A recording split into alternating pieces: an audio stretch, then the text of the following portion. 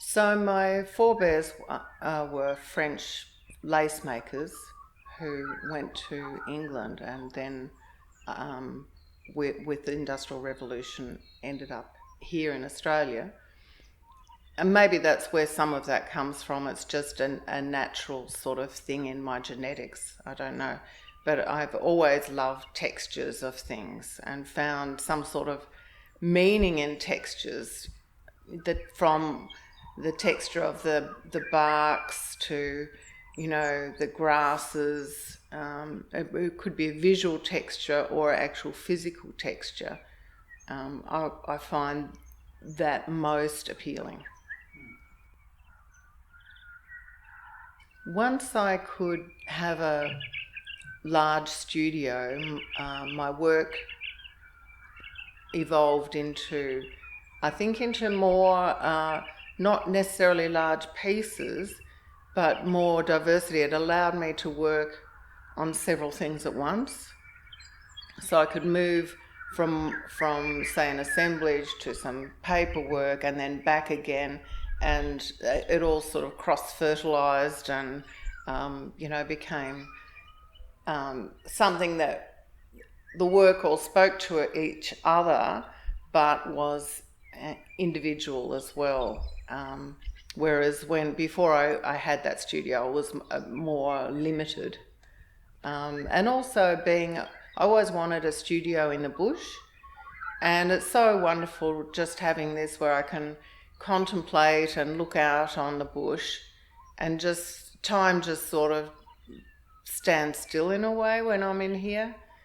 I don't have the pressure of stuff going on, the whatever news things happening or whatever. I'm outside of time in a way.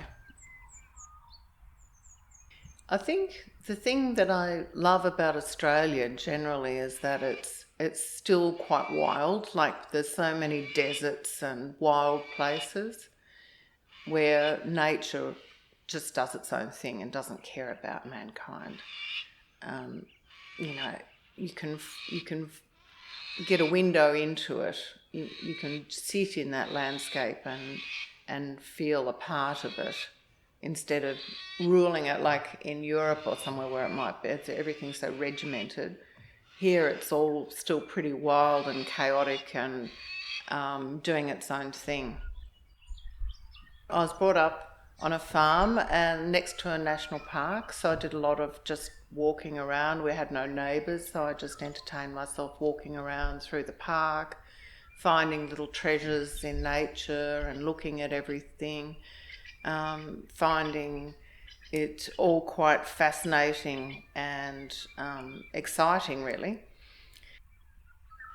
I do some sketching, but it's more, I think, a physical thing of moving things around. I think that's why assemblage works so well for me. It's that when it hits that sort of sweet spot of everything singing together, it's it's exciting, and it tells me that there's something going on there that I should pursue. I think it's a bit of an argument within myself. There's always these different ideas, like multiple different ideas, and I'm wondering which one I should be doing next. It's sort of like a kid in a lolly shop going, I want to make this one, I want to make that one. And so I'm often, that's why working with multiple things really is good for me, because I can um, explore different ideas all at the same time. And one, as I was saying before, one thing leading to the other in the different medium, and it's all sort of feeding backwards and forwards and evolving, I suppose, as I go. It's more a matter of what's speaking to me, and I work with that and try and help that to become what it wants to become. There's always challenges. I think artists have always had a lot of challenge to be able to pursue what they're passionate about. I think with COVID, it's been very difficult.